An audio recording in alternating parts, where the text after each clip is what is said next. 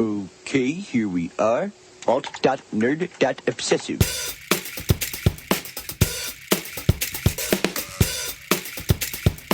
Worst episode ever. Hey everybody, welcome to Worst Episode Ever, a podcast for people who love The Simpsons, by people who love The Simpsons, about how much we hate The Simpsons. We're here talking about which is the worst episode ever. And as always, my name is Dan. And as always, my name is Jack. And we are going to look at an episode today that is actually from the 1990s. Whoa. Remember that decade, Is this a Jack? topic for 90s percentile? I don't know. We do have a podcast called 90s Percentile. Check it out, 90percentile.com. Plug. Plug done. We are doing an episode from season 10 this week. Wow, going way Originally back. aired May 2nd, 1999. It is called Monty, Can't Buy Me Love. And before I ask you if you've seen this one, we're going to do something we always forget. I'm going to say who suggested this episode. We got a bunch of people suggested it. Jen suggested it. Thank you, Jen. Thank you, Jen. Thomas Franzim. Thank you, Thomas Franzen. Any relation to Jonathan Franzen? I don't think so, because they both spell and pronounce their last names differently. Maybe like Stephen Colbert, all his brothers and sisters pronounce it Colbert. So That's true. I don't know what could be happened to brothers. YouTube. You don't know them. Miguel Sanchez suggested this That's one. not a real name. Possibly Lionel Well, Hutz. I We guess don't it know. could be a real name. It's both common Latino names. At the real Sobrero. Thank you, Miguel. Sobrero. Thank you, Reels Reserver. Jen Brady. I don't know if it was the same Jen, and she's just submitting it twice. Thank you, Jen. Either way. And I think that's it. So Thank you. That's it. Thank you. That's it.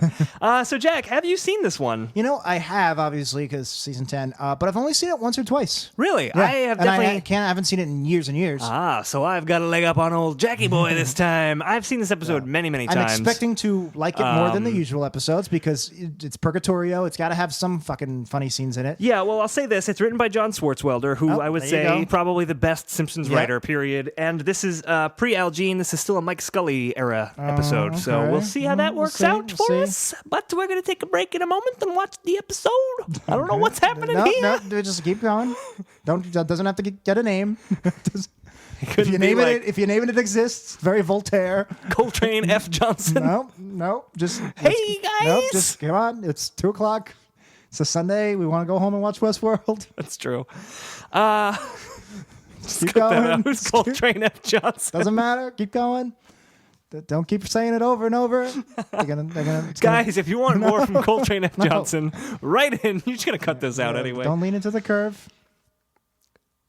So yeah, we're going to take a break and watch Monty Can't Buy Me Love. If you want to take a break and watch it, you can do so on SimpsonsWorld.com. This episode is also available on DVD. Jack, if they want to go out and buy a DVD, where should they go do that? Canada. You could go to Canada, where DVDs are freely available. No, you can go to Amazon.wepodcast.com. Oh, if you throw in the WePodcast.com in there, You still Amazon. You still go to It's Amazon, still the exact same but you're site. going through our affiliate link. We will get a little bit of a cut. And that's that helps pretty keep the much show free. 99% of our overhead. It ain't the Sync Points Air Force One money. It certainly is not. I hope all one of you enjoyed that episode. But please support us on Amazon, especially for Christmas shopping. Do your Black Friday shopping, do your Christmas shopping, because it's huge for us. It really does pay for most of our bills. Yeah, definitely.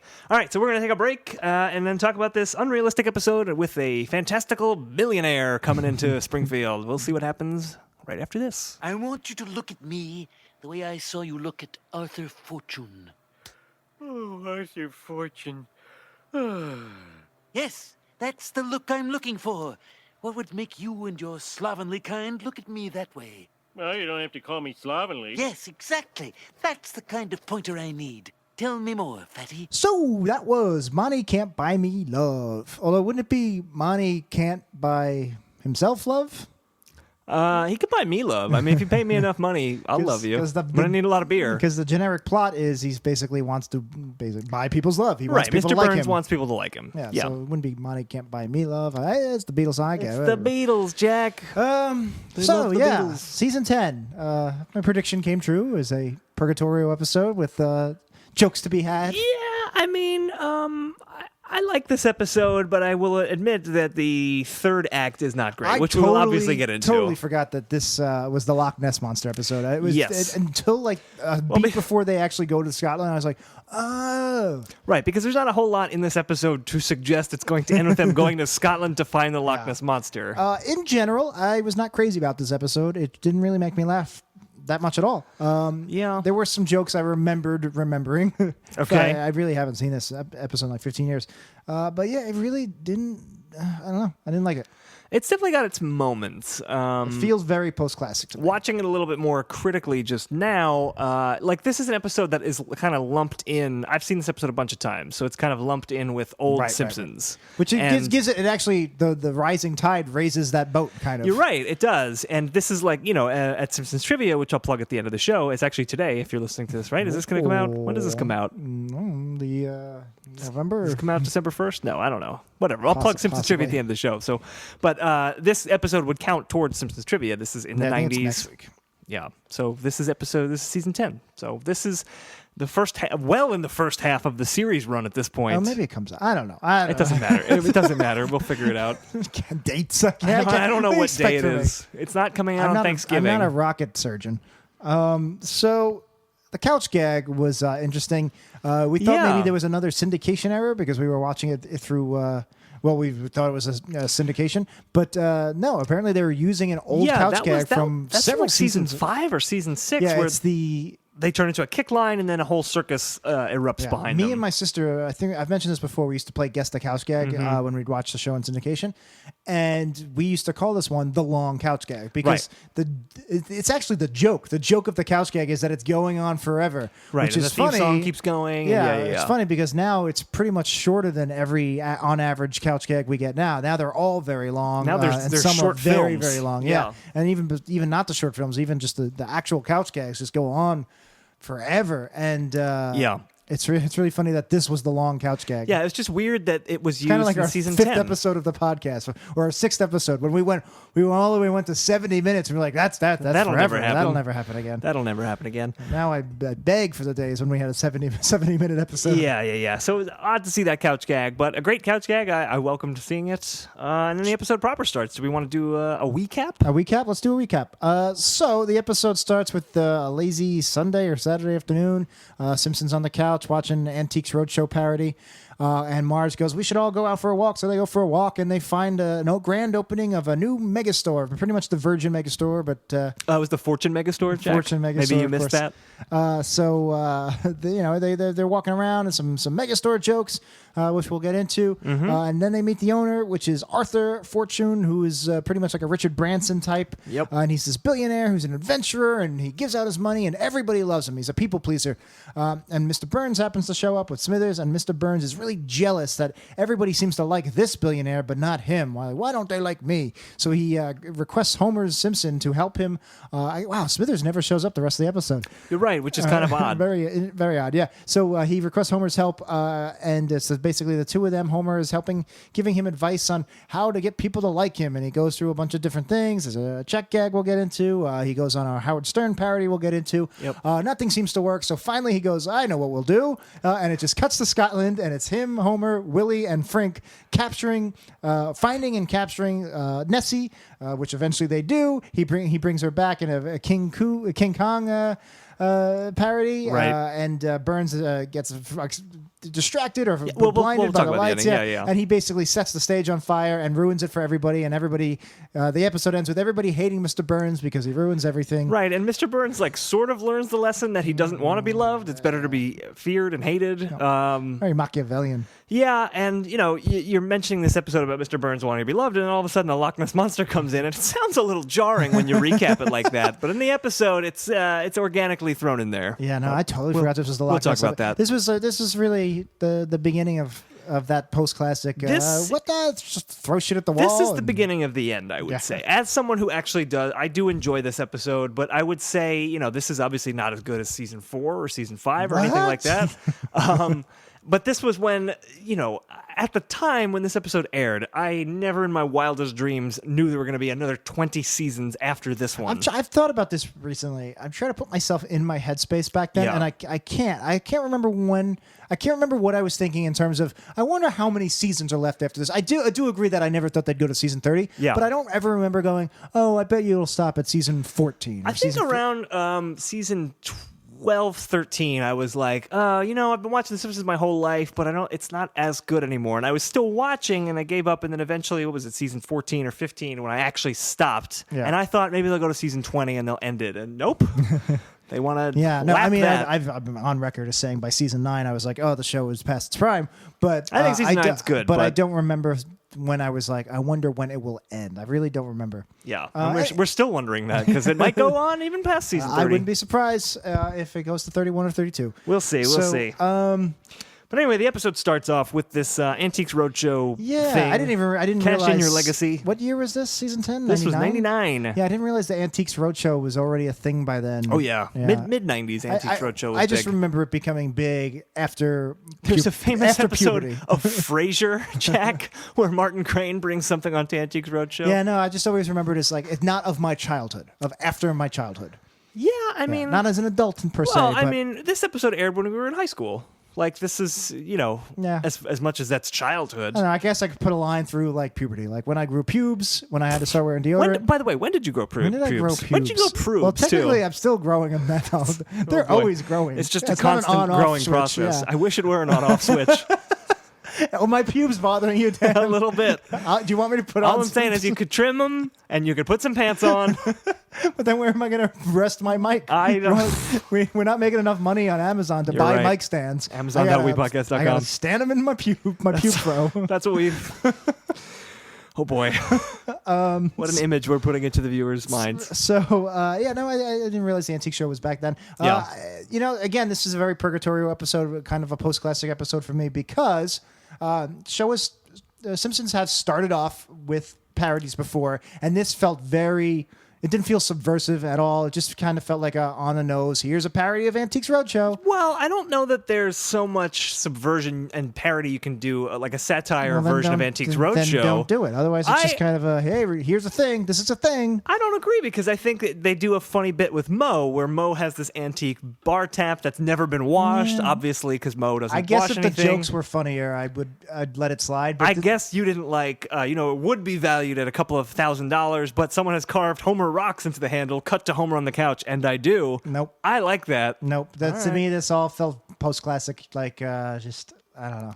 So then I guess you didn't like when Moe picks up the antique gun and cocks it and it just turns to dust in his hands. I didn't hate it. It didn't make me laugh. The one line I liked was it said, it's been a tough century or something like that. Yeah, right. It's been a busy century. Yeah, because they said it hadn't been cleaned in a century. Yep. I don't know. It just did nothing for me. I'm comparing it to... and again, I'm not comparing it because, it's new, I don't like it. I'm comparing it to the old episodes because the old episodes were funny.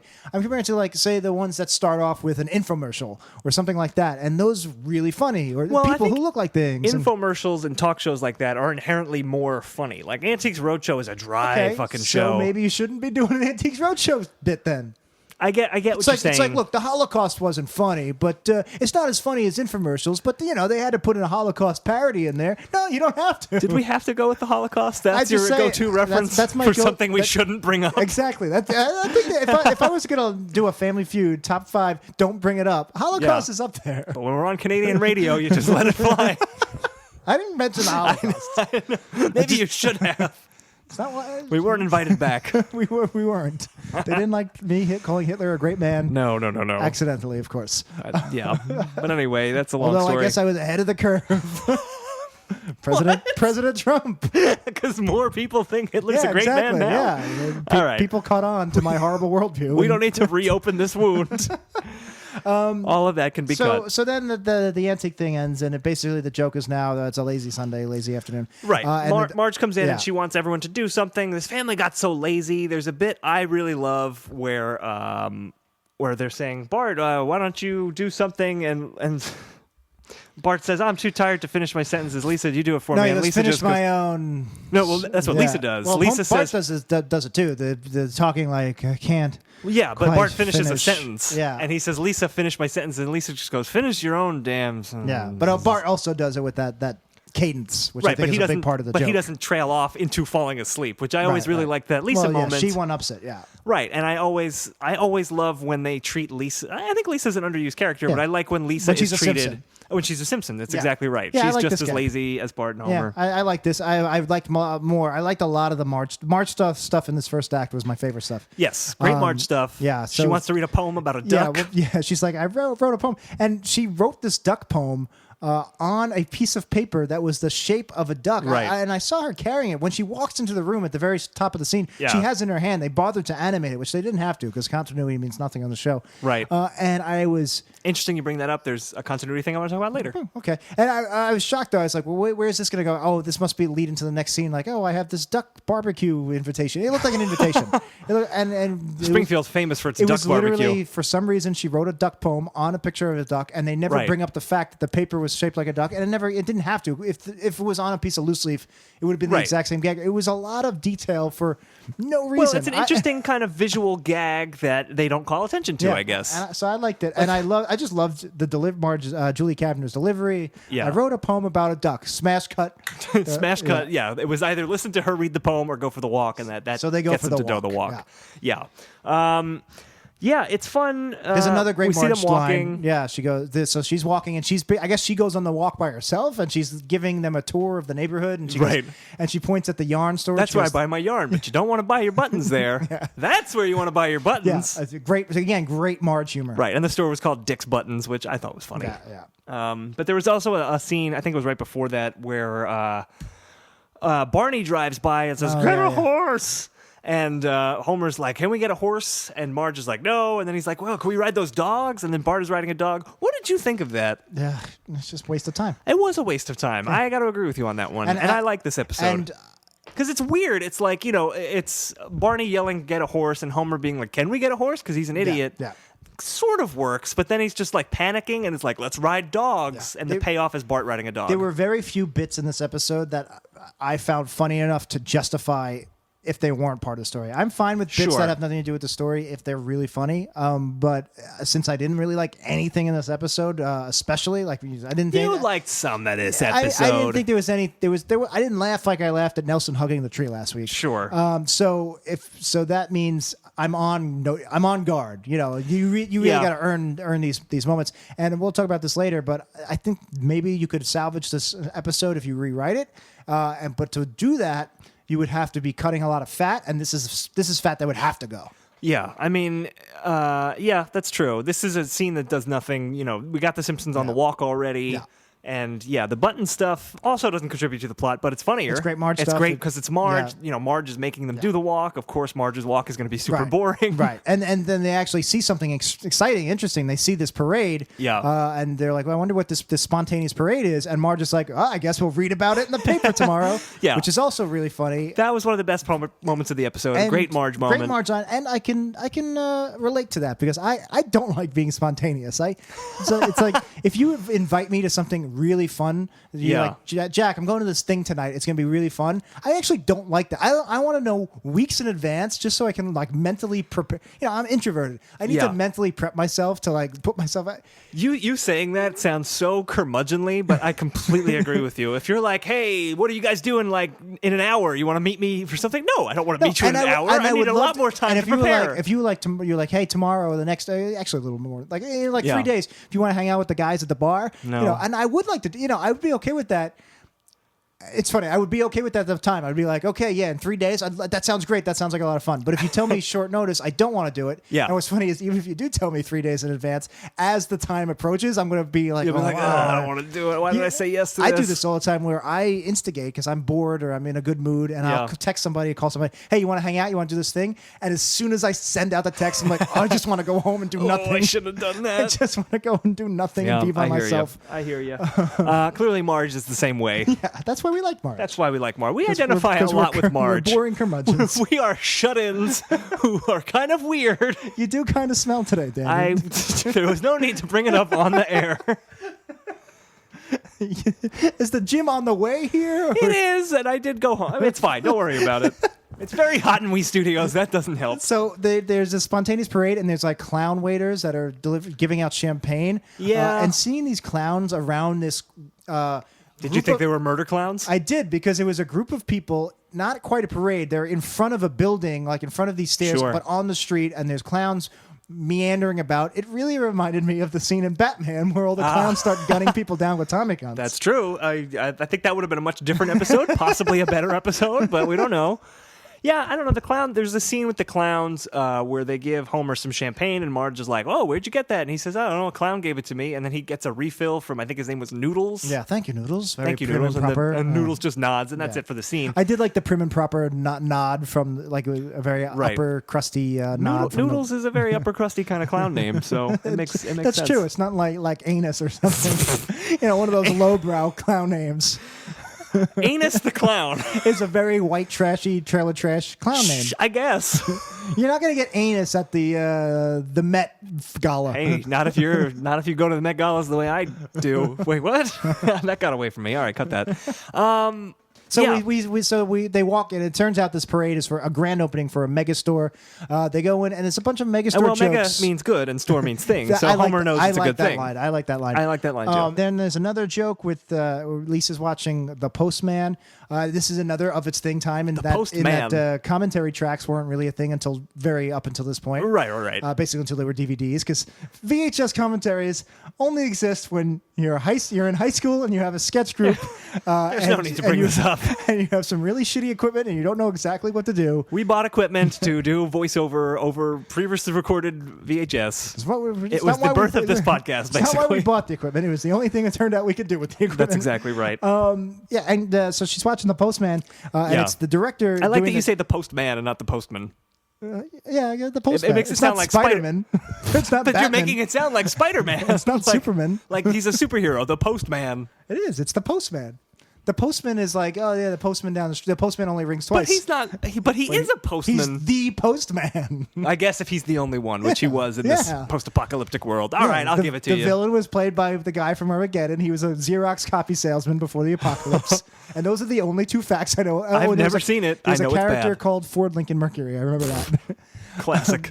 And anyway, it's a notorious bomb. Right, a Kevin Costner for movie. the kids these days. The kids probably don't remember. Big bomb. Right. And the director is just basically the director's commentary is, "I'm so sorry. I'm so sorry." Right. Kevin Costner literally just there saying, "I'm sorry. I don't know what I was doing." What's funny is if you really wouldn't know he was Kevin Costner, except Lisa says, "No, she Mr. says, Costner. oh, Mr. Costner." Yeah. Besides that, and if you knew that he directed the movie, it didn't seem like Kevin Costner at all. It seemed like Hank Azaria was doing generic film director voice. Well, it wasn't maybe. an impression of Kevin Costner at all. I don't know. I mean, it might have not been a great impression of Kevin Costner, but I think it was something there. It just came off as like, yeah, I'm just a film guy. A lot of it is just how bad is The Postman? That's the joke. And like even Kevin Costner knows how bad it is. Very dated now. Very, very dated. It's not infamously bad now. It's not, and most people, it's like forgotten at this point. It's not like Waterworld. I'd say that's still a timely reference. Yeah, but even Waterworld.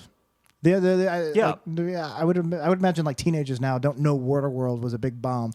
I think it was the only reason it was a bomb at the time was I think it was the highest budgeted movie at the time. It was, yeah. And now it was like 100 million, and now we're like 800 million is for Batman versus Martha. Or even just like simple movies like that aren't that outrageous have like $180 million budget. Yeah. But my point was, there's not a lot of humor. The only non-dated piece of it is when Kevin Costner says, "Oh, you're sweet to say that," and she's like, "Oh, where are you talking from? Oh, I'm back here. Do you mind getting me a sandwich? No crusts." I like that he was actually in the TV. It wasn't a DVD commentary track. And he was just in the TV. Him asking, I like him being in the TV, which is insane.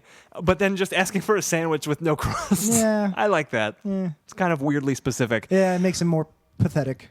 Yeah, one thing we glossed over that I just wanted to talk about was Marge has a line where she says, "Oh, this is much better than the Quickie Mart." And Apu is just there, and he just starts whimpering. Yeah. And she's like, "I'm sorry, but it is." And he's like, "I know, but still." Did nothing for me. Nothing Absolutely for you? nothing. I liked the it. one thing I liked was her going, "I'm sorry, but it is." But no, the whimpering I really didn't like. Okay. Didn't like this episode. So is this? Oh, no. So yeah, now Mr. Burns comes in. Yes. And he goes, "They've got everything." They say books and cocoa in the same store. Yeah. What's next? A talking banana? Yeah. And then he's looking around as if he's expecting to see a talking banana. What do you think of this? And then Smithers is like, "I don't think there is one, but still." And he continues to look around. That was weird. That's kind of. It felt like a Swartzwelder joke, but I couldn't tell. Yeah. Was it a meta joke? Were we supposed to expect them to go, "Oh, there it is," and the joke was, we're setting up the talking banana. I honestly don't know. It seems more like it's just a random thing, like, oh, a talking banana. Wouldn't that be weird? Yeah. And then there isn't one. Yeah, I couldn't tell if it was that or if it was them trying to Is the humor Mr. Burns waiting for the banana? Yeah, I couldn't tell if it was out of them subverting the joke by having us expect a talking banana, but they're just, It would have been better if... Smithers is like, I don't think there is one, and then they leave, and then a guy in a banana suit walks by or something. I understand. And then, even the idea of the talking banana, I'm just completely. Yeah. Well, why a talking banana? Why any of this? I'm kind of just completely like adrift from this joke. I can't find any string to grab exactly. onto. I don't understand it one bit. You do have a talking banana on your shirt right now, which is interesting. That is interesting. I didn't realize that. Yesterday, I was listening to an audiobook, and the word pigeons came up. There were pigeons in the scene, and they said the word pigeons just as I was walking through a giant group of pigeons that wouldn't get out of the way. And I was like, look at these fucking pigeons. They won't get out of my way. And then the word pigeons, and this is a 18-hour-long book. Yeah. And this was the one time in recent memory I walked through pigeons. What are the odds? What are the statistical odds that would happen? They're very, very high, but it happens, clearly. And now you got a talking banana shirt. And now I got a talking banana shirt. And that's it. So, so Mr. Burns comes in and he sees Arthur Fortune come down in a hot air balloon. Who's Richard and he's Branson. like, oh, who's this guy? He's a lovable billionaire. What's that? Which Richard Branson, not a lovable billionaire. Well, I think he fancies himself a lovable billionaire. But he's kind of an obnoxious prig. Well, we don't need to insult Richard Branson on this podcast. He's going to get us. He's going to shut us down. He might listen. He's going to shut us down. He could shut us down. If he wants to buy out the podcast, shut us down. Down. Please, I would love it. Shut us down. Richard Branson, $1 million. We will stop the podcast. I just want some money so I can live in a penthouse in Vegas, bottle my own urine, and never leave. Absolutely. I got some aviation designs I could work on. It would be great. But relevant callback. That's not going to help. They're not going to go, at least it was relevant. They might. I don't know. We have a calm, understanding listenership who love Leonardo DiCaprio. Of course we do. It's the internet. But Arthur Fortune comes in and he is literally giving money away. He comes up and he says, "Who wants $1?" And Homer, of course, is like, "Me, I do." And of course, Homer's the first one to get $1 because it's Homer Simpson's show now. And he gets $1. And it's kind of funny when he says, "Who wants another $1?" And Homer says, "Me." And he's like, that. "All right." Yeah. He kind of walked himself into it. And who wants me? Although him coming up and taking, he's like, all you need to do is like, just give me the $1. Yeah, well, he says, "What's your name, sir?" "I don't know, just give me the $1. That I didn't like because that was like the I rumbling. actually do like that. That was the birthing pains of jerk ass Homer to me. I guess that was like you're right. That was like the 25 days in and the baby has a heartbeat. The fetus has a heartbeat. Yeah, you might be right. Yeah. I was just like, oh, that's jerk ass. I don't like that one bit. But I did like the joke because it wasn't just I'm a jerk. It was the joke of him interrupting. I'll take this $1 too. Yeah, I feel like it's a little less jerk assy just because we know Homer is a greedy idiot. Yeah. So he would be like, I don't know, just give me the $1. I agree. It's jerk assy, flashes of jerk ass. Yeah, I agree. Flashes of jerk ass are present throughout this episode, I would say. Yeah, for sure. That was a reference to Flashes of Quincy from Arrested Development. Right. So, talking banana. There you go. So, look, a seagull. So we have Arthur Fortune is there, and there is a scene. Mr. Burns watches everyone as they grab all these dollars. Flanders grabs $1 and he says, "Oh, this is going right in the old donations box." And earlier in the scene, Mr. Burns had been pushing his way into the store and just shocking people. Yeah, he had a cattle prod. And we saw that old style Simpsons electric animation where you would shock someone and they'd get all squiggly lined. Yeah. Which I love. I love that animation. Goes back to season 1. And Flanders had been assaulted by Mr. Burns in that way. And I just Flanders gets the $1 and he says he's going to donate it. It's a $100 bill, actually. It was a $100 bill, yeah. And he says, "I'm going to put that right in the donation box." And Mr. Burns just goes, "Not so fast, old chum," and shocks him and takes the $1. Yeah. I like that. Yeah. You weren't a fan? I did not like it. Again, I was just... Not so fast, old chum. It's just a funny line. It's how Mr. Burns would talk. I can't think of how many times I watched this episode. I can't think of how many times watching this episode I laughed out loud. Not just laughed out loud, had a spontaneous, even if I keep the laugh to myself, a spontaneous, that was funny. I was pretty much just watching it. I guess there's more things. Like watching golf. There's more things in this episode that I like, not necessarily laugh out loud stuff. And I know this episode pretty well already, but no, what I did like, another great Marge joke. All the jokes I liked in this first act were Marge jokes. So now they're showing a video, a highlight reel of what Arthur Fortune has done. And again, he's an adventurer like Richard Branson. Right. You know, he went down Mount Everest on a boogie board. Yeah. He climbed climbed Niagara Falls, and he knocked out Muhammad Ali. Yeah. Before Muhammad Ali was dead. Yeah, none of those jokes really wowed me at all. But him punching, so he rings the doorbell. Muhammad Ali answers, and like he's like in a sweater, and he's just like basically at home, and he just sucker punches Ali. Well, we don't see that actually. It cuts like while he's throwing the punch. We don't actually see Muhammad Ali get punched, but you hear it. Yeah, get knocked out, and it just cuts to Marge. He goes, "Oh, how awful!" And besides the fact that this was 12, 13 years, 17 years. Yeah, it was a long time ago. 17 years before he died. Just the idea of her being offended that he would just sucker punch this guy. Yeah, I mean, he had Parkinson's at the time, but I don't think the joke was, "Oh, poor Muhammad Ali." Well, I think the joke is he rang his doorbell and then punched the guy in the face. Yeah, I just thought that was a great. I like the fact that they would cut to Marge just commentating on this. I love that. That joke. was great. Yeah, I like that. Yeah, so it ends up all of the people of Springfield there. They break into a conga line saying, "We love Arthur Fortune. He gave us $1." What did you think of that? I don't love it, but it shows how easily swayed the dumb idiots of Springfield are. It does show that. The mob mentality of Springfield, which I always do like. I'm not gonna say I hated it. I really didn't like this conga line moment, and here's why. This is Purgatorio right there. This is the beginnings of post-classic era. This was pretty much just a less offensive version of the joke we hated last week with the cartoon violence. I do not agree, but I'll let you finish your point. Super text. It's just the crowd going, "We love Arthur Fortune." So instead of saying, "We love cartoon violence," they're going, "We love Arthur Fortune." But here's the big difference, especially compared to the cartoon violence thing. No, I mean, it's the mob mentality, but it's there to highlight to Mr. Burns, like, how much they love Arthur Fortune and they don't give a shit about Mr. Burns. But it's so over the top. And if Mr. Burns is the main character here... You're right, but it's so super textual. I think we just don't like chanting, first of all. Like, conga, conga, conga, conga, like you mean it. When when Burns has Smithers make his own conga line, that doesn't work for me at all. So I actually did like that. That I would say is more super text. No, see, I did like that because that was a very Burns character moment where he's like, "Well, if he gets a conga line, I want a conga line." True. I didn't like the execution; it didn't make me laugh. I just didn't think it was funny. I guess I don't like chanting, but so I didn't like the execution, but I did like that was a character moment. That was Burns going, "If he gets a conga line, I want a conga line." Even though he has one person, it's a direct response to the first conga line. So I like that. But I just didn't think it was funny. Like Smithers doing a one-man conga it wasn't funny isn't funny. But I did think it was character-based as opposed to just super text. Although it came back around at the end when he says, "Please don't make me shock you." I kind of like that as a callback to all the shockings he made. Too. Yeah. Yeah. Fine. If we're not going for a walk, we'll just talk about our day.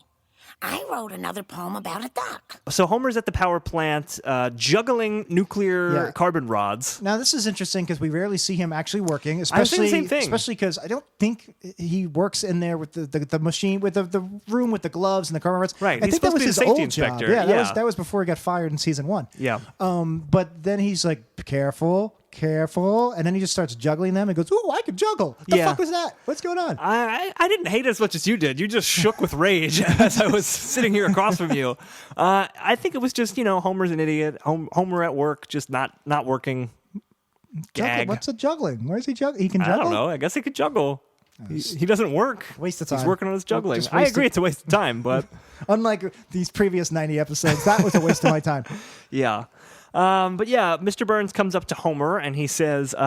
he says, "Homer, hey Homer," which... He actually remembers Homer in this episode. By season 10, can we say that the running gag of Mr. Burns not knowing who Homer was kind of dead and buried? I think it has to be at this point because he's coming to Homer for a specific reason.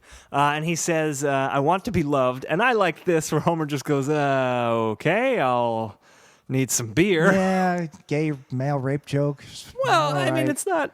It's more of like an indecent proposal kind of joke. That's much better than non-consensual sex. He's not saying he's going to rape Homer. He's just saying he wants to be loved. I guess. By Homer. I'm assuming he would pay him for it. It's a prostitution joke. I don't know. The joke, to me, the joke sounds like Homer thinks he's looking for Anus the Clown. I think Mr. Burns was intoning Anus the Clown a little bit, but yeah. So you weren't crazy about that, but then it ends up that it's Homer and Mr. Burns trying to figure out how to be liked. Now, I think it's interesting that Homer or Mr. Burns goes to Homer, My guess would be Mr. Burns was at the Arthur Fortune thing, saw that Homer loved Arthur Fortune so much, and it was like, okay, he's my employee. I know him. How do I get the same love that he has for Arthur Fortune to me? Which makes some sense. You're doing a lot of work, and the work is there. You can prove that in this episode, because this is season 10. Yeah. They don't need to do this anymore, and they don't, because by season 20, you would just be like, hey, Homer, I'm picking you because you're Homer Simpson. Homer Simpson. Actually, Homer would just butt in. And you are the king of Springfield, Homer Simpson. Homer would just butt in and just be like, hey, I heard you try to be likable. I'll help. You're right, and that's kind of my point is, it makes sense that Mr. Burns would want to know. That's my Homer, by the way. That was a really good... That's season 20 Homer. Can we do it again? I'm season 20 Homer. How's it going? I love it. Where's my donuts? Dan Castellaneta, are you here? I'm getting a Dan Castellaneta voice in my earphones. It makes sense that he would want to know why Homer loves Arthur Fortune but doesn't love Mr. Burns. But Homer is not like an image consultant. Like, why would he think Homer can help him become loved? I don't know. It's just because he's Homer Simpson, king of Springfield. And yeah, we have to get Homer in there. So the first plan, I guess, that they come up with, obviously not a great plan. They throw silver dollars off a tall building in Fortune downtown threw Springfield. out dollar bills, so they'll throw out silver dollars. What do you make of this? I liked it because Springfield does mob mentality well. They also do chaos well. Yeah. And just these heavy silver dollars, probably pretty exaggerated, but basically somehow they destroy this entire city block. Basically, cars are crashing. Everyone goes running. There's just mass hysteria in the streets. And then Lenny gets a silver dollar lodged into his brain. Directly into his cranium. Directly into his forehead. And he goes, says, pull it out. Carl pulls it out, and then a spurt of blood comes out. He says, put it back. And then it keeps going. And it keeps going because then a woman passes by and he goes, afternoon, miss, and he tips the coin as if it were a hat. Yeah. What did you think of all that? Because that's not exactly classic era jokes. This is one of the very few jokes I remember. And I even asked you, I said, is this the one where the coin hits Lenny in the head? Yeah. And I remember because I remember watching it at the time as a 15-year-old whose pubes were just sprouting. Just starting to sprout. And that's a very accurate verb, but I don't like it. Pube sprouting. Anyway, I remember going, this is a very post-classic joke. I wasn't putting it in those terms yet. Right. But I was just like, this is weird zombie Simpsons. It's different than a classic era. I do like it. I think there's a visual humor to him pulling it out and the blood splurting out. Right, because it's much more cartoony. Yeah. It's funny. I think it works, but it is completely breaking the reality of Springfield. And it works well for Lenny. Yeah, I think it could have been tighter. It takes a while. That whole scene takes a little too much more time than it deserves. Yeah, I mean, there's that whole part where Lenny says, "You want to go bowling?" and Carl's like, "I think we should go see a doctor about that coin in your brain." And he says, "I think you should shut up." Yeah, that probably didn't need to be there. We don't need that. Yeah. Yeah, so then we see Mr. Burns is reading Billionaire Beat, which is a funny gag instead of like Teen Beat. There's a magazine for billionaires, and the animation of it, the aesthetic of it was very funny, having like the pink neon and these star bubbles with the celebrities. And not a lot of attention is called to it, which I also liked. They didn't zoom in on it. They didn't hold on it. Right. He wasn't like, I'm not in Billionaire Beat's 100 best billionaire beat lists or some I believe nonsense that is joke. A line from season 27. It could be. I think Homer said it. How did he say it? Where's my donuts? It's Billionaire Beats. There you go. Duh. From that classic episode. Lady Gaga, you're the best. Thank you. Now I'm gonna do my sing-songy voice. Oh boy. I don't care. Is this Homer bit over yet? Oh man, I hope it is. We need more time for free. No, so Billionaire Beat comes out. Homer or Mr. Burns has a line where he says, "I'm ranked lower than Adam Sandler, for God's sake," which I don't even know if that is a joke. Are they just saying Adam Sandler is a likable billionaire? I think the joke was John Swartzwelder, whoever wrote it, being surprised that Adam Sandler was as rich and successful as he was. At the time, he was unstoppable. Yeah. Every movie he would make would just make ridiculous amounts of money. I mean, they still do make ridiculous amounts of money. And I think it was just, the joke was, can't you believe Adam Sandler's a billionaire? Yeah, I guess. It's a dated joke. Not a great joke.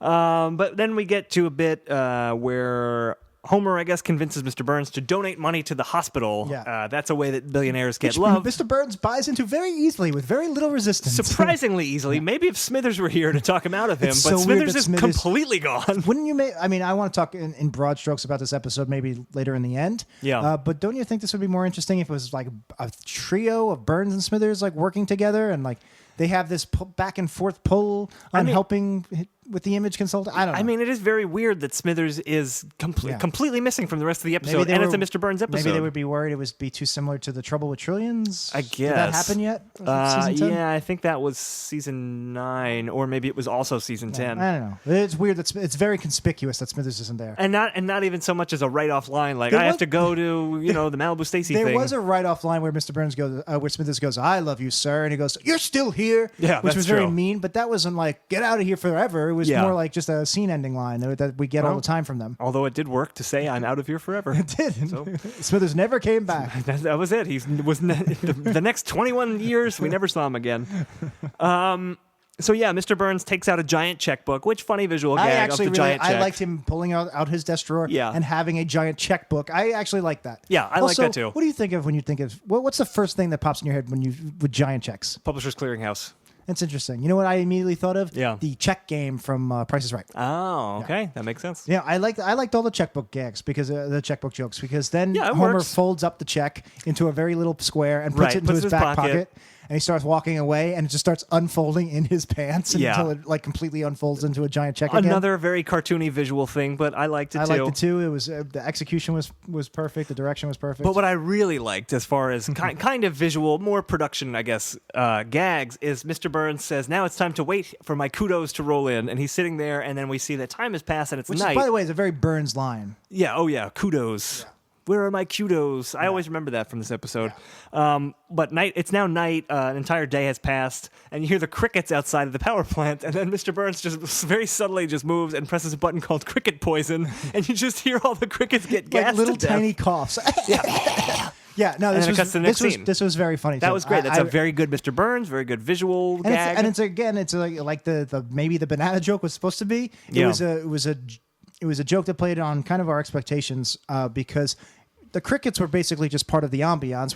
We're so used to just hearing crickets and everything. Right. We never expected them to ever be part of the joke. So no, then of course not. For him to just execute the crickets with cricket poison. It worked real well. I love that he has cricket poison hooked up to his desk. Yeah, overall, I'd say this 60-second block of the episode, besides the Marge jokes, was probably the funniest. This was the best minute of the episode. If you only have time for 1 minute of an episode, watch this minute. You know, there's all these movie podcasts like Star Wars Minute and Goodfellas Minute. Too many podcasts out there. We should do Simpsons Second. We just do a podcast on every second. You could actually do that of like good visual gags on The Simpsons, but anyway. So then Mr. Burns goes down to the hospital and realizes Homer gave them the giant check, and they just assumed it was from him, and they renamed it the Homer Simpson wing. And there's a scene, I did like this too, where there's a big statue of Homer now helping children. It says the Homer Simpson wing, and Mr. Burns goes up and just starts hitting it.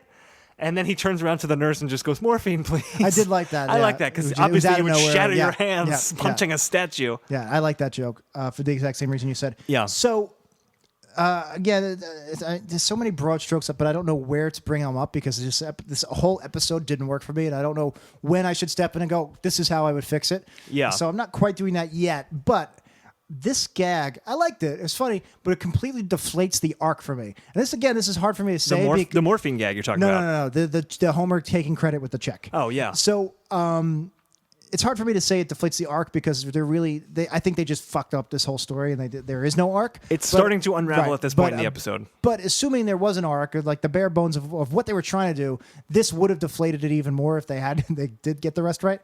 So basically, the idea is Burns wants to change his image. He wants people to like him. That's the core right there. That's the log line of this episode. Yep.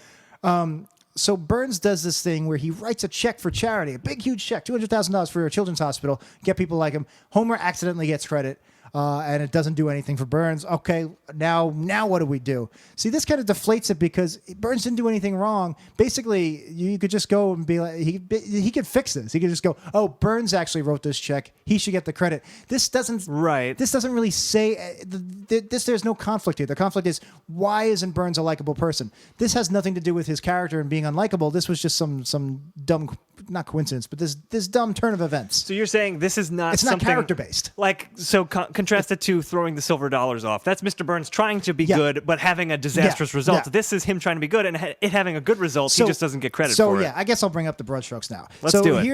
This is why the episode failed for me. The episode should have been, all right, Burns wants to be liked by people. what is it about Mr. Burns that makes him inherently unlikable? And that is a big part of a season 8 episode that did this very well, The Old Man and the Lisa. Yeah. So The Old Man and Lisa is he basically has to start from scratch because he loses everything. And he creates this slurry factory. Little Lisa's animal slurry. And he's just bringing in like blue whales and everything. Right. And they're becoming slurry. And Lisa says this one line, even when you're trying to be good, you're bad or evil or whatever. Right. Well, it's when you're evil, you're terrible, and when you're trying to be good, you're even more evil. Yeah, exactly. And that's the perfect way that's such an awesome character trait to have because it's not something we see all the time. And Mr. Burns so perfectly encapsulates it. And we want to be empathetic towards Mr. Burns. We want to like him. He's the subject of so many episodes. Yeah. So I love how Mr. Burns. do you make somebody evil and also love him? That's exactly how you do it. Sure. So he was really trying. He was so oblivious to how evil he was being. But he really was trying to do good. From his perspective, he was really just doing the right thing. That is what should have been fueling this conflict. How do I get people to like me? I want to be liked. I don't just want to be successful and start a new business like an Old Man and Lisa. I want people to like me. What am I doing wrong? What makes me unlikable? That's the conflict. That's what this episode should have been about. It should have been about gags where he's trying to do a very Mr. Burns thing that blows up in his face because it's a Mr. Burns thing, not because of some random coincidence. Oh, that was Homer that wrote the check. Yeah, I get what you're saying. I guess like the coin thing. The coin thing is a good example. Right. If you do it that way, though, doesn't it? It's too close to The Old Man and the Lisa. It is. I mean, it's The Simpsons. A lot of episodes kind of repeat themselves. Yeah. The difference, I guess, is, again, if that was him starting from scratch and having to rebuild. What is the core of Mr. Burns? What makes Mr. Burns if not his money? Whereas this is what makes Mr. Burns unlikable or likable. Right. I guess the whole premise of this episode is he's an evil billionaire who wants to be liked for some reason, even though he still wants to be evil. Right. And so he doesn't actually want to change and be it's good. It's actually he just the wants... opposite of Old Man and Lisa, because if he was coming from scratch and had nothing, here he has all right, you have everything in the world. How do you use this to your advantage to be likable? It's the other way around. Yeah, kind of. Yeah, I could see that. But so it should be, if you inform this in Mr. Burns, who is one of the most fleshed out characters on the show, if you use his character traits to push this conflict, but you don't, it's kind of like you said, it's kind of these weird Homer image consultant gags. Yeah, and I mean, this is definitely where the episode kind of goes off the rails because we'll talk about it in a second, but then he goes on Jerry Rude in the Bathroom Bunch, and then it just goes right into the Loch Ness Monster thing, and kind of the jokes become that I guess Mr. Burns is out of touch and just kind of an old man as opposed to an evil guy who can't possibly do good. So this Jerry Rude, I think it's Michael McKean. Yeah. So who played Howard Stern on SNL when he was on SNL. Jerry Rude is just a very, very... very thinly veiled Howard Stern. Yeah, and by the way, I didn't like this sequence very much either because I thought it was toothless. It was again, it was the same problem with the other parody I was talking about earlier, the Antiques Roadshow. It was just kind of there. I agree. They're just basically doing Howard Stern. Yeah, they had nothing to say about it besides, we got some lesbians here and some midgets and some Siamese twins, right? Whatever. But here's the problem with it, and as it pertains to the story. Again, this is just some larger force, this Howard Stern type character who takes advantage of Mr. Burns and just makes fun of him and puts fart noises and stuff. What does that say about Mr. Burns' character that makes him unlikable? Again, that could have been anybody. That could have been Gandhi in there, and Howard Stern would have made Gandhi unlikable. I guess you're right. Yeah, the episode loses its way with Mr. Burns from this point on. Yeah, if you have to come up with your log line. If it's going to be a character-based episode, it could be something ridiculous like Cape Fear. But if it's going to be a character-based episode, Cape Fear is even a character-based episode with Bart. So if you're doing it based on character, which is good writing, everything has to come from. The character is doing this because, the cliche, the story writes itself. You write the character tells you where the story is going to go. And how does this blow up in his face? How do we make unlikable Mr. Burns likable, and why does that fail? Right, and what we get here is just, now this thing happens, and then this other thing happens, and there's no connection. Anybody would be unlikable. I totally get you. If I was with Howard Stern, I would look stupid. If I wrote a check for $200,000 and Homer got credit for it doesn't reflect on me whatsoever. Right, it has nothing to do with Mr. Burns. Yeah, no, those are good points. I agree. Yeah, that was that's why I really didn't like this episode. It's just so hollow. Yeah, I would agree with you on that. But I do want to talk about the Jerry Rude scene a little bit because some of it works, some of it doesn't. The one thing that works the most is the fart machine jokes. Farts are funny. Farts are funny. The joke being Mr. Burns is being interviewed and Jerry Rude just starts pressing the fart machine noises and Mr. Burns has a great line, most of the noises you're hearing are not coming from me. Yeah. I love that. And if you're really looking at it at a critical level, I was very interested at this because I was like, this is so un Mr. Burns for him. He's basically begging. He was the voice of reason, and he's Yes, begging people which is to like on him. Mr. Burns, That's you're right. very on Mr. Burns, and which, maybe that works. Maybe it's like he's trying to be on Mr. Burns, but that's all just nothing's adding up. Nothing's connecting. Yeah. Can we talk about the other big Jerry Rude comedy scene, which I guess is he asks Mr. Burns when his first gay experience was. Yeah. And Mr. Burns, being an old man, thinks he means gay in like fun and fancy-free kind of way.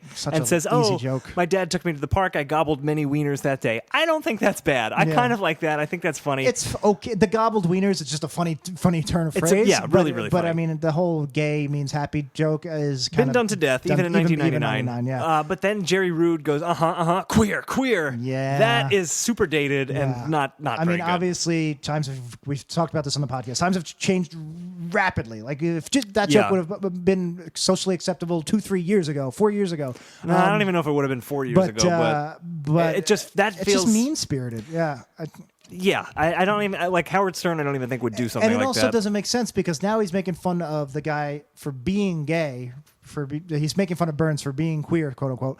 But the joke was originally started out, and all the other jokes were, "Hey, I'm Howard Stern. I'm edgy. Look how edgy I am. I got lesbian midgets." His first joke is his first question is, "How many times you go to the can? How many times you go to the can? How long's your wiener?" It's just like they're really toothless lines of like it's like a toothless version Like a of Howard shock Stern. jock Yeah, will do exactly. that. It's so shocking. He's asking, when's your first gay experience? He wasn't. He was literally asking that because you can't ask that, Right. And then, all of that was all this one thing, and then the queer cough was like a second thing. It was like, where did that come from? Yeah, I agree with you. Didn't like it. I did like, so Mr. Burns passes out from stress from the farts. Yeah, from fart stress. We've all been there. We've had fart stress. We've all had fart stress. So then they cut to the next scene, and Homer and Burns are driving, and I want to talk about this scene, but I want to hear what you say. Well, it opens up with Homer just going, "Good thing those lesbians knew CPR." Yeah, I like that because that's a good line. That's like a joke. We're not seeing it. We're just your imagination does the work. That's really funny. Yeah. So before we get into the whole Loch Ness thing, which is all of Act 3 of this episode,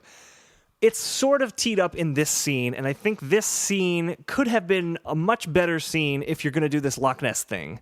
Basically, what you get in this scene is Homer tells Mr. Burns about Arthur Fortune giving pandas to the zoo, 2 male pandas, and getting them to mate, which is obviously ridiculous. And that's what Queer. that was kind of funny. But yeah, the when whole I point. do it, it's okay. When Jack does it, it's fine. As a white male, a cisgendered white male. This is my time to shine. Oh no! President Trump. Yeah, now it's getting too close to home. But yeah, my point being, Homer just mentions that Arthur Fortune gave animals to the zoo, and that gives Mr. Burns the idea to get the Loch Ness Monster. Yeah. We should have seen some kind of, like, why is it just Homer telling Mr. Burns that? Why aren't we not seeing it? Bring Arthur Fortune back for another scene. Right. We see he does some incredible feat with an animal, and Burns is like, I'll get you the most rare animal in the world. Something like that. Well, here's how I would rewrite the episode. I actually don't think the Loch Ness thing is out of nowhere, and I think it could have easily fit into this episode. It's not out of nowhere. It's just poorly set up, and I think it could have been set up better. It's weird that the pandas is what brings it up. It's this weird charitable animal thing where it should be. We've already established Arthur Branson or Arthur Fortune is an adventurer type, and that's why people like him. He's not just a billionaire. He's rugged and he does exciting things. Yep. So the Loch Ness thing shouldn't have been, hey, I got this cool creature and I'm bringing it over like a panda bear. It should have been, we're going on an adventure. Indiana Jones and the Loch Ness Monster. Like that, that's like an old school type of adventure. And if I was going to rewrite the episode, this is why I was saying we needed to cut all that shitty fat in the first act, because all of the stuff we've seen so far, the Howard Stern, the coins, all of this image consulting that didn't work. If that was the first act, and then they go, that didn't work, we're going on an adventure. And now the bulk of the episode is them going on an adventure. That's a better episode, Basically, the episode isn't Mr. Burns wants to be liked. It's the Mr. Burns and Homer go to catch Loch Ness Monster. That's the episode with the character of Mr. Burns wanting to be like the spine of that story. You could have even done something where Arthur Fortune had tried to maybe capture and Bigfoot failed. or something and failed, and Mr. Burns is like, I'll one-up him, and I'm going to get the Loch Ness Monster. Something, something ridiculous. But for that to work, you can't just have it tagged on the third act. This has to be the main plot of the episode. Right. This comes out of nowhere at the very end of the second act. And this would have been better because now you have a high concept plot that The Simpsons does well with a very strong character spine, as opposed to, it's not always a very fun episode when the character spine is the A plot. Like that's a hard conflict to really play out into jokes. I really like this idea of like Indiana Jones, Mr. Burns, and we could have even had a fun scene of him like putting his team together, because what happens is the start of the third act, we're in Scotland already, and he just has brought Willie and Frink with him out of nowhere. I love that you said that, because this idea of the adventure-based episode dawned on me when they suddenly show up with Frink and Willie, and I was my first thought was, where the fuck did they come from? Right, they're just brought along. That's it. That was the episode. Yeah, that's exactly it. They should have. You've put the team together. Like he needs the best of the best and the cheapest of the cheap in Springfield or something like that. Yeah, and like that's your second act. He's gathering everybody in. Yeah. They're going to get Smithers should be there. Smithers should have been there. We need Willie. We need Frink. Yeah, that should have been. All of that's there. You get the gear. You get all that. Right, because literally what it is we're looking for the Loch Ness Monster. We're already in Scotland. We need Willie because he's the Scottish guy. They're already there. Yeah, we need Willie because Willie's Scottish. So obviously got to have Willie. And Frink is the scientist character, so you need him. No introduction. They're just there. No explanation. I mean, you got a throwaway joke later where Burns yells at them and says, "What am I paying you for?" And I love that Homer says, "To work in your power plant," which is funny. Yeah, that is. And then Willie says, "You're not paying me anything," and Frink says, "You kidnapped me." I kind of like that. But I mean, I would rather have an actual justification than a one-off joke. The end didn't justify the means didn't justify the end. Yeah. I did like Willie being there. I did like the Scottish people jokes and the Willie's parents. There was some good stuff. I particularly liked. My mom and dad run the bar in town. They still have the pool table on which I was conceived, birthed, and educated. So I guess he's from Loch Ness and not from North Kiltown. North Kiltown. Yeah, I don't know. Simpsons continuity errors. Hope someone gets fired for that blunder. What the hell are you talking about? I did like the Scottish stuff. Also, there's no Loch Ness, right? There's no Loch Ness Monster. Well, there is a Loch Ness. It's just right. it's a lake, in the but real life. no, of course not. It's a giant hoax. I could see how these hoaxes could have worked even up until like the 90s, but now we've got drones and stuff and sonar. No, they've done radar in the entire block. There's no fucking giant monsters. No, of course not. I just wanted to get that out of the way. Okay, good. Yeah. Well, in the canonical Springfield universe, yes, there is, and it works at a casino. And it's sentient. Yeah. And he loves flash photography. And it's a she. I guess. I think Nessie was also always supposed to be a she. Yeah. In our world as well as the Simpsons world. No giant penis. Exactly. No pubes of sprout. Well, what girls have pubes? Never mind. Cut that. Yeah, that's true. Everyone has pubes, Jack. Unlike my pubes. Cut all that. Oh boy. Oh boy. One thing that I actually really liked. Normal size, I guess. One thing I really liked was Mr. Burns says, we're looking for the Loch Ness Monster. It should look something like this. And he holds up a stuffed animal. It's a gift shop. Shop. And it just has a shirt on that says Macarena Monster. Macarena Monster. And it's got a sombrero. I think it was a sombrero. Right. It just says Macarena Monster, and the joke there is that it's dated, because even in 1999, the Macarena was dated, and I just thought Macarena Monster, that's funny, and just the cashing in of the Loch Ness Monster. I like the idea of using the gift shop doll as instead of like a sketch or something. Right, me too. Yeah. They're looking for the Loch Ness Monster. There's a bit where Homer goes in and then just plays pinball at a bar, which I don't really have anything to say about. I didn't like this at all. It just went nowhere. It was drawn out. They really draw it out with Homer's like under the water and they're following his air tube and like, we hope he's okay. And we follow. He's gone across the lake, gotten out of the lake, and he's at a bar. We're panning along his air tube to see where he's at, and it was building suspense. It's like, what's the gag going to be? It wasn't great. Yeah. But then they end up draining the lake, and I like that at least initially it's just Frink pumping the lake. Just a hand pump, one pump at a time. And this was actually a great character beat, because this is again what would Mr. Burns do? This is a Mr. Burns episode. What would Mr. Burns do? Not what would Gag Machine do? Not what would Simpsons writers do? Yep. What pushes the plot forward? This is what would Mr. Burns do? Of course, he would drain the lake, flooding the town.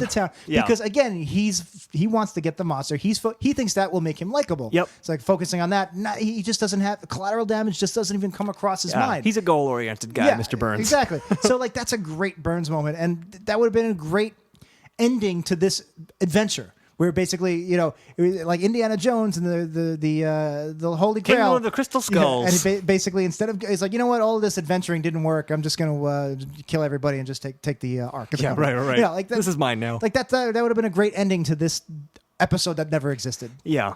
This less darker timeline episode. Right. Where Hillary Clinton is president-elect. Oh boy. Instead, what we get is Nessie's real. They found him. They drained the lake. They found her.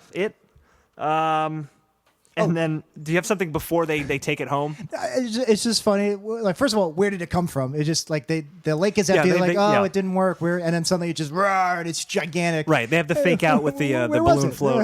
How do you say it? It really reminded me of Super Mario 64. Okay. You ever played that maze episode, the maze world, where you go into the metallic pond? I don't think I have. I never beat the game. And you're Metal Mario, and basically you're in this underground maze. Okay. And all of a sudden, there's just like a Loch Ness monster with a star man on its head. Okay. And you're literally just like, the fuck did this come from? So that reminded me of this. That's this episode for sure. I had that same, the fuck did this come from, that I had think a lot of many people of did. these Simpsons third acts. All of the people we named before who submitted it, they were just like, the Loch Ness Monster's real in this episode. Also, the fuck? cartoony, adorable Ness monster in the Nintendo 64, Mario, looked very similar to the cartoony, adorable. Yeah, exactly. Yeah. So Nessie's real. They do a thing I kind of liked where I guess it brushes aside Homer and Willie, and Mr. Burns is like, I guess I'll have to capture it myself, and he like rolls up his sleeves, and then it cuts to them leaving already with Nessie in tow, and it's just like, wow, I'm surprised you were able to subdue the Loch Ness Monster. I didn't care for this. I think this I don't want to call it a Deus Ex because it's not, but basically this cheat ending. It's a cheat. I think sometimes but it's it kind works. of a funny cheat. I think sometimes it can work if it fits into the puzzle. If it's not super vital to the story, and it can work as a gag. I can't think of any specific examples, but it has worked before. I really didn't like it here, and then I got a little bit more, I was more okay with it once I realized that wasn't the end of the episode. I thought they were literally ending the whole episode with, I got him, it's okay. No, I didn't remember bad. at all this like King Kong coda. Right, so we get to, it's almost like a fake out King Kong, because we set up it's exactly like King Kong. Burns has set up a stage. The eighth wonder of the world. Well, the eighth wonder of the world is Gomer Pyle's wonderful singing voice. So Nessie's the ninth wonder. And yeah, you expect the King Kong ending, which is that the flashes are going to upset the Beast, and the Beast is going to go on a rampage. But I like that they subvert it. Yep. Instead, Nessie loves the attention and the photography. Yep. Mr. Burns is the one who goes nuts and sets a fire to everything. Very easy subversion, but it worked for me. It works for me, sure. The animation of of Nessie made it work. That was a fine gag.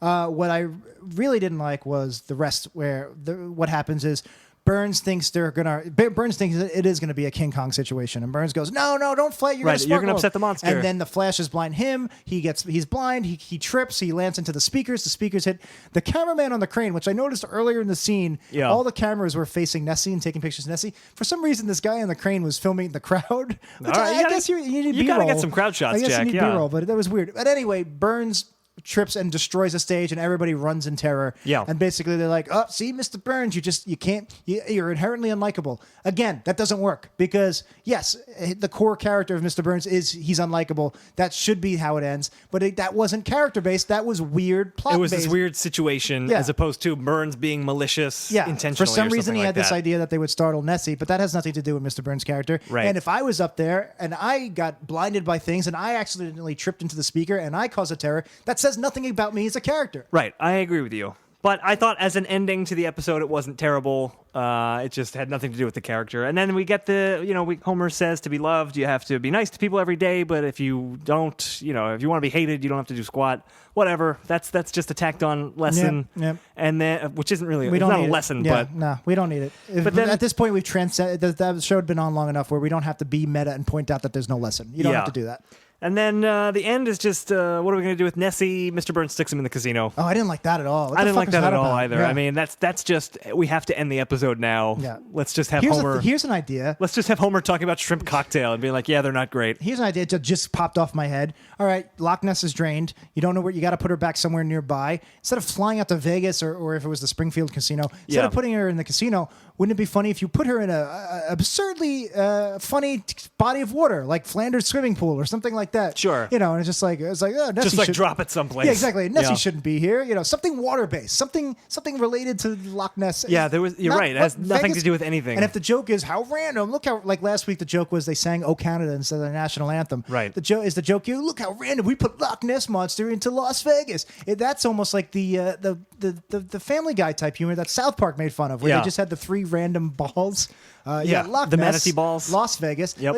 That's not humor. That's not a joke. Yeah, I agree. And that's pretty much it for this episode. One thing I just want to bring up, because I mentioned the continuity thing before, reading the Wikipedia for this episode, Nessie was supposed to be green. If you notice, she's purple throughout the episode. I was going to say pink. Which is kind of weird. It came back the wrong color, and they were just like, fuck it, we'll just leave it. It's funny because I noticed... I didn't really notice it because it's a fictional monster, so it No, really I doesn't noticed have it a because color. there's a gag where Homer doesn't know if it's Nessie or not, and keeps looking back and forth to the gift shop doll to like compare and contrast. To joke being how she was obviously Nessie. Yeah. And they were both the same color. They were both pink. They That's how probably fixed one of them in post, but so there you go. Nessie was not supposed to be pink purple. Supposed to be a big green dinosaur. Who says you listen to worst episode ever and don't learn anything? You just learned something. What did you learn today, Dan? Wrong podcast. So you're back, son. Aye. I suppose you'll be leaving soon. Aye. All right, Jack. So it is time to rank this episode, Monty Can't Buy Me Love, from Season 10, on our patented Hippo scale. Look at the humor, the integrity, the production values, and the originality. I almost forgot what the I stood for. The integrity of that word. The integrity. I give that a 1. Oh, boy. Oh, boy. I give your reading of the word integrity a 1. We're going to do this on a 0 to 5 scale, 0 being the worst, 5 being the best, 2.5 being average. So we're going to put 2 minutes on the clock. Beep boop beep beep beep boop beep beep beep beep boop beep beep beep beep beep pop pop boop boop beep boop beep beep beep beep beep boop beep. Longest ranking ever. I mean, our episode was running a little short, and Dan was very happy to go home early, so I got him. Trying to draw it out. I just him. All right, the clock's already ticking. So humor, Jack, 0 to 5. What are you thinking? I like the Marge jokes. I like the Czech jokes. I didn't really laugh out loud too much. I'm also gonna didn't go laugh too much out loud. 1.5. I could go 1. That seems too low to No. me. I feel like 2.5 is average. I feel like there's a lot of jokes that don't work. Well, no. That's You're right. I'll take that back. You're right. There's not a lot of There's jokes not a I lot of hate. bad jokes. There's no deductions. That's the point. There's no deductions. I gotta go middle of the road and go 2.5. Maybe you're right. 1 is too low. Maybe I'll go up to 2 from 1.5. But right now I'm leaving at 1.5 because you're right. There are no deductions. There's no awful jokes here. Right. I mean, there's stuff that works. I guess the queer thing. I don't know if Well, that's a joke. yeah. I mean, I don't know if that's a joke thing, but yeah. All right. The integrity of the episode, 0 to 5. What are we thinking? It's a shame. Like I said, this could have been a great Burns character episode, and there are certain things they get right, like him draining the lake. You know what? I guess maybe I should blame the originality on this and not the integrity. Yeah, I mean, this is, we're looking at character for integrity, right? And, I don't think a lot of the characters are out of place. No, and they did a great job with Marge. Good Marge jokes. Yeah, I mean, Homer, not the best image consultant in the world, but Right. we can kind of overlook I that wish a little they bit. had done more with Burns. I really wish they had done more with Burns, but again, no deductions here. They didn't do anything bad. Right. It's story problems. I'm going to ding a lot in originality. I'm going to Sure. give this a 3. I'm probably going to give it a 3.5, actually, because I feel this is an episode that it does feel post-classic, but the post-classic feeling is more in the jokes and the purgatorial. Yeah. It's not so much the characters not feeling themselves. Right, So right. I'm going to go 3.5. All right, the production values. There was we just about 20 minutes ago, we just talked about a joke that I was like, oh, I really like the direction of this made the joke work. We talked about Billionaire Beat. We talked about the cricket poison. We liked all that. Yeah, maybe it was with the him walking away with the check unfolding in his ass. Right, we liked that. There wasn't any amazing direction in this, but a lot of the jokes were served better by it. Yeah, I think this is a good episode that looks good. There's a lot of visual humor, a lot of production-based humor. I wasn't crazy I'm high about on this one. I wasn't crazy about Howard Stern, but I love Michael McKean. And I love Michael He does a McKean, funny yeah. Howard Stern. He does a great voice. Yeah, yeah. 3.5. I'm gonna go 4.